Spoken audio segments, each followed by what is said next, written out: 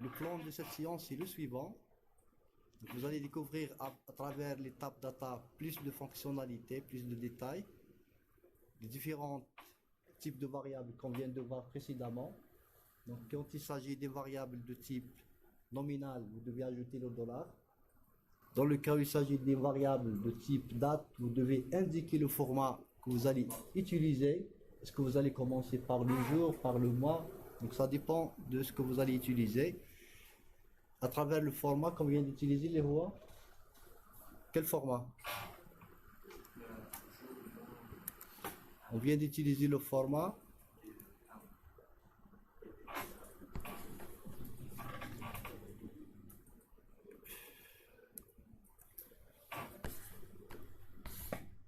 Donc le format qu'on vient d'utiliser, c'est DD pour dire day day, month month, year year, et elle sera exprimée sur 10 positions.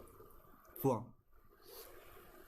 Et si vous comptez ici combien de caractères on vient d'utiliser pour représenter une date, donc vous avez 2, 2 et 4, 8, et de ce slash et ce slash, ça fait 10. Donc c'est ce 10 qui est là.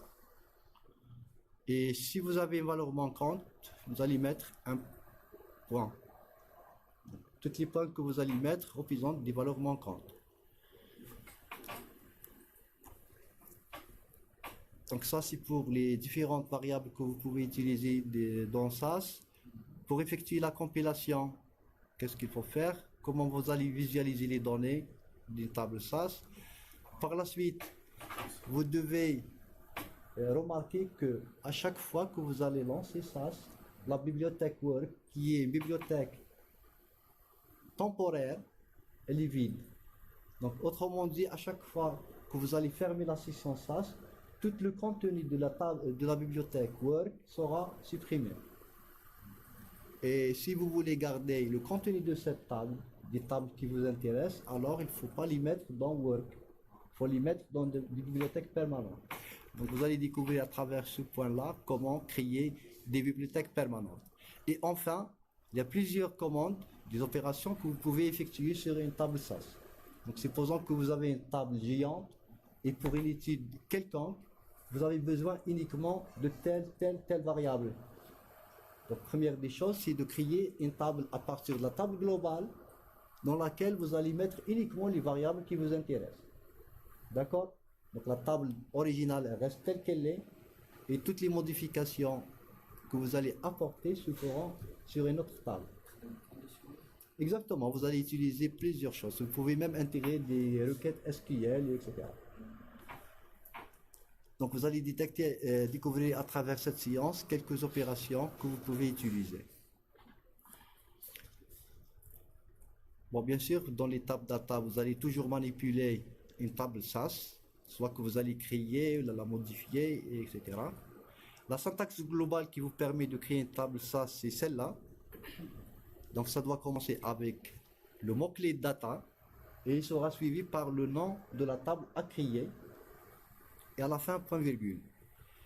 Et puis pour commencer à lister les observations de votre table que vous allez créer, vous allez commencer avec le mot-clé cards ou data lines. Les deux mots-clés jouent le même rôle. Et par la suite, il ne faut pas oublier le point virgule juste après, et par la suite, chaque ligne, elle va représenter une observation. Et bien sûr, dans le cas où votre observation a une valeur manquante, vous allez mettre quoi? Un point qui va jouer le rôle de ça. Une fois terminé avec la liste des observations, ce point virgule là, il indique la fin des observations de votre table que vous allez créer. Bien sûr, pour le REN, il n'est pas obligatoire, mais il est conseillé d'utiliser pour séparer les traitements dans votre programme SAS. Pratiquement, vous pouvez même chez vous créer un seul fichier, un seul programme SAS, et pour chaque TP, vous allez juste mettre des commentaires pour dire, pour le premier TP, on vient de faire ça, ça, ça, et expliquer tout ce que vous allez mettre dedans. Le TP suivant, vous allez mettre un commentaire, le TP numéro 2, dans lequel on vient de découvrir ça, ça, et vous allez expliquer. D'accord? Et tous les traitements que vous allez mettre dedans, vous pouvez les exécuter séparément, parce qu'ils sont indépendants. Je vous donne un exemple. Dans la table précédente que je viens de créer, celle-là, maintenant pour le premier étudiant, après avoir affiché les notes des étudiants, il a remarqué que la note de sa copie est manquante. Après des réclamations, etc., il vient de montrer, ou là on vient de trouver sa copie quelque part.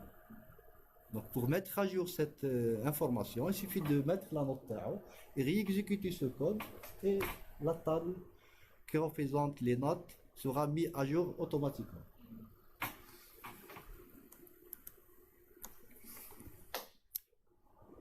Donc vous allez réaliser cet exemple sur vos postes. Normalement vous avez terminé avec lui, non? Vous avez terminé avec la création de cette table SAS, non? Donc on vient de créer notre table et par défaut qu'on a chaque table, elle est orientée vers la bibliothèque Work.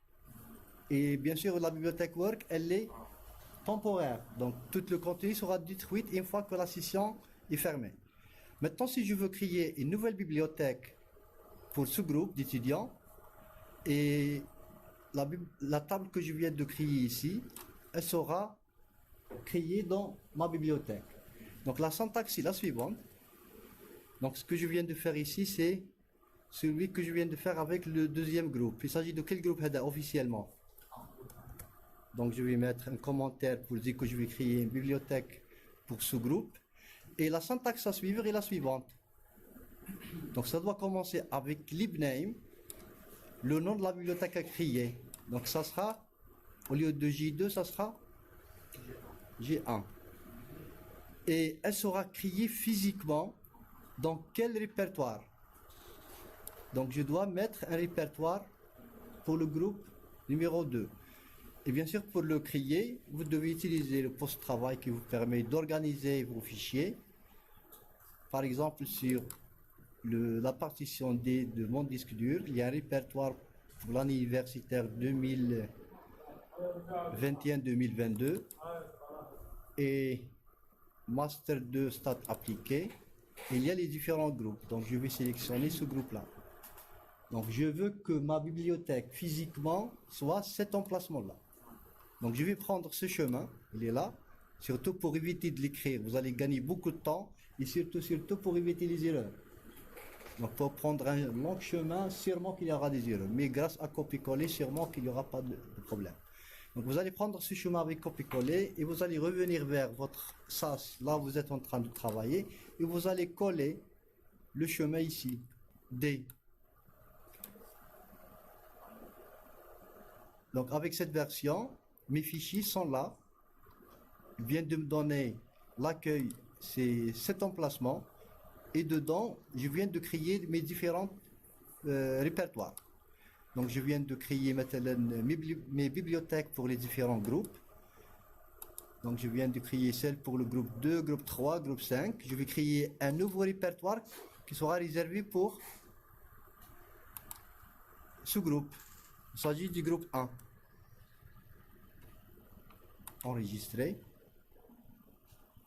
Et si je veux maintenant récupérer l'emplacement de ce répertoire, il suffit de faire une des opérations maintenant de création de raccourci et l'emplacement c'est celui-là.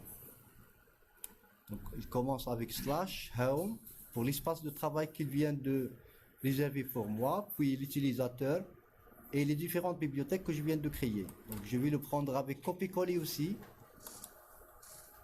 Je vais annuler l'opération Hadia puisqu'on vient de faire cette opération juste pour récupérer de l'emplacement.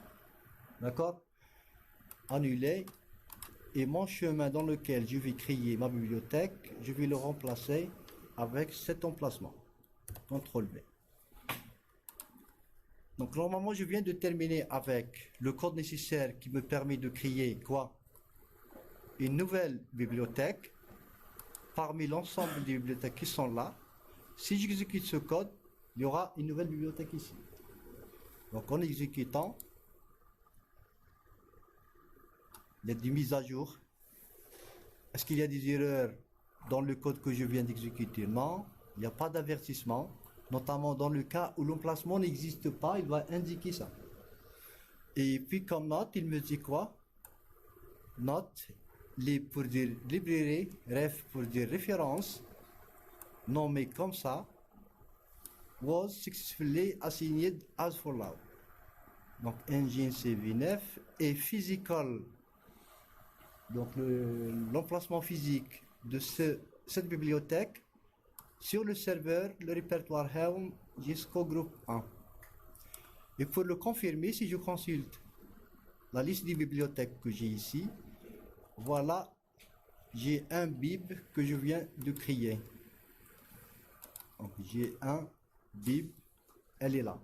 Et puisque je viens de créer cette bibliothèque, logiquement, elle contient quoi? Bibliothèque JDIDA. Je viens de créer cette bibliothèque. Et donc elle contient quoi dedans? Exactement. Si je clique, il n'y a rien dedans. Maintenant, si je veux que la table qu'on vient de créer précédemment ici soit créée dans cette bibliothèque et non pas dans Work, qu'est-ce que vous allez ajouter? Vous allez ajouter le nom de votre bibliothèque juste avant. Donc, il faut dire dans telle bibliothèque et entre les deux, un point. Donc, je vais créer une table qui sera nommée comme ça dans la bibliothèque qui est nommée comme ça. Bien sûr, cette bibliothèque doit exister. Bon, bien sûr, pendant l'écriture, il est possible que, avec des erreurs de frappe, au lieu de taper un seul B, je viens de taper 2 B.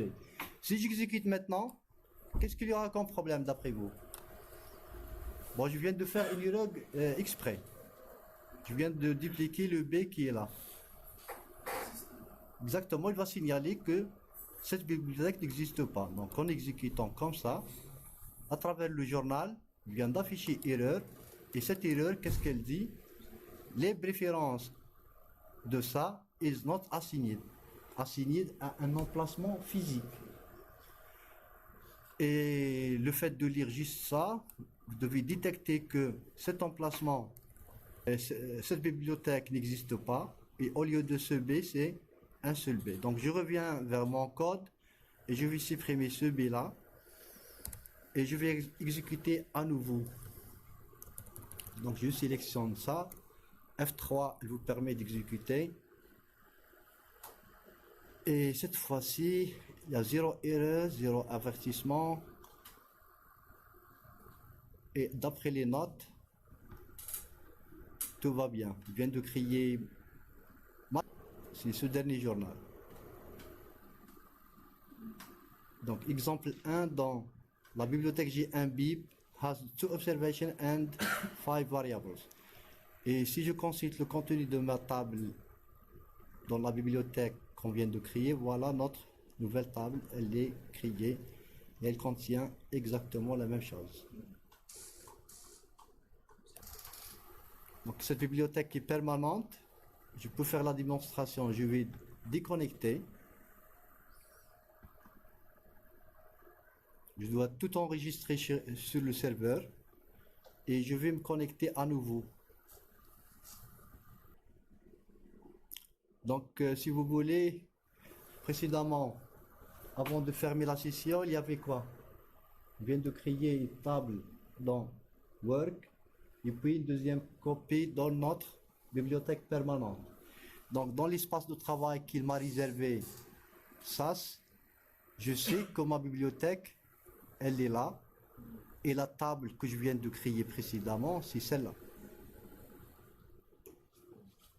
Et une autre remarque, dans la liste des bibliothèques, on vient de créer quelle bibliothèque? J'ai un bib, elle n'est pas là. Pour pouvoir la visualiser, il suffit de réexécuter le code qu'on vient d'écrire précédemment. Est-ce qu'il y a des commentaires ou la Donc, création du tout ce qui commence avec /étoile, c'est un commentaire. Et généralement, les commentaires, on les met juste pour expliquer à quelqu'un d'autre quelqu'un qui est absent, il veut comprendre qu'est-ce qu'il y a. Donc, il faudrait تعطيله directement ce fichier et à travers les commentaires, il doit comprendre واش درتو كاع. Comme vous pouvez l'utiliser pour la révision. C'est-à-dire après un mois, 2 mois, تقدروا تنساو comment effectuer telle et telle opération. Il sera préférable de noter à chaque fois, à travers les commentaires, chaque code, qu'est-ce qu'il fait. Une autre remarque, si vous allez consulter une table, maintenant cette table-là, je veux modifier le nom de l'utilisateur Hadaya. Il n'est pas possible de le modifier. Est-ce que vous voyez? Je suis en train de taper dans cette cellule, mais rien ne se passait. Donc soit que vous allez modifier le code, à condition comme le code qui vous permet de créer ça, soit que vous allez activer ce qu'on appelle le mode édition. Donc dans la version que vous avez, vous allez cliquer sur édition, le mode édition. Le fait de l'activer ici, vous aurez la possibilité de modifier le contenu d'une table SAS. Donc après avoir créé votre table, créer la bibliothèque TACOM, créer une deuxième copie vers votre bibliothèque et puis essayer de modifier le contenu de la table qui se trouve dans votre bibliothèque. On va juste une petite remarque avant de sortir. C'est l'objectif de cette séance-là. Après avoir effectué ce travail, notez bien que dans SAS Help, il y a plusieurs tables qui sont disponibles et sur lesquelles vous pouvez pratiquer des opérations. D'accord? Donc la table que vous allez créer, ce sera classe. Donc dans SAS Help, il y a la table classe. Celle-là. Donc remarquez pour le contenu TAHA, elle a les variables name, sex, age, height and weight. Non, non, non. Wait, TAHA. Donc qu'est-ce que vous allez faire? Vous allez effectuer des opérations sur les données de cette table. Qui sont, premièrement, if. Donc si une condition vérifiée, alors vous allez faire une action. Il y a aussi rename. Donc si je veux changer le nom des variables, rename telle variable. Vous allez aussi keep pour garder un sous-ensemble de colonnes d'une table. Et vous allez drop qui fait l'inverse de keep. Donc keep elle va garder et drop elle va supprimer.